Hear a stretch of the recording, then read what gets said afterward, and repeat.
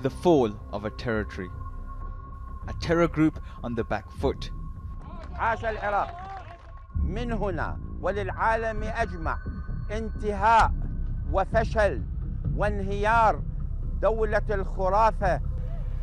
Daesh has now lost 60% of its de facto capital Raqqa in Syria.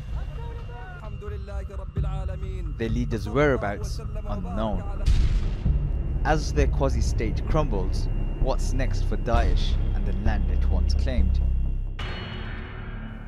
At its height, the terror group held an area the size of the Netherlands. A reign of terror followed. Public beheadings, the enslavement of minorities, and the destruction of ancient monuments.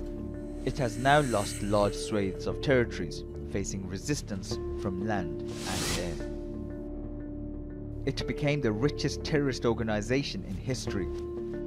In 2014, Daesh had a revenue of $1.9 billion from selling oil on the black market, extortion, taxation, kidnappings, and the selling of ancient artifacts. But as Daesh's territory shrinks, so too does its revenues. With oil fields lost and taxation regime in tatters, by 2016 its revenue had halved to just $870 million. The numbers are dwindling too. A slick social media campaign once drew in thousands of foreign recruits. Around 27,000 foreign fighters from 86 countries have joined Daesh since 2014. But now fewer are travelling to Syria and Iraq. It's become harder to cross the border and reach ISIS territory as it shrinks.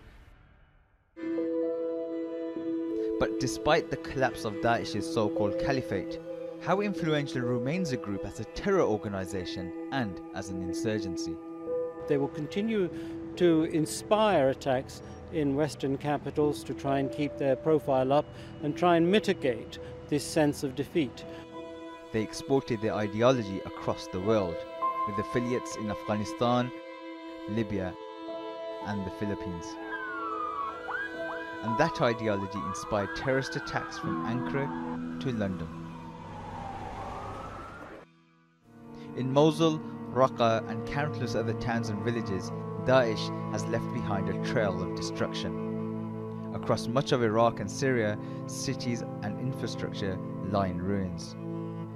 The reconstruction effort only just beginning. But does Daesh ideology need a territory to exist?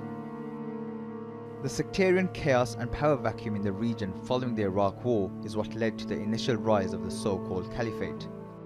A vacuum that some say now exists once again. Now the territories governed by Daesh must rebuild, both physically and figuratively, to ensure nothing worse rises from the ashes.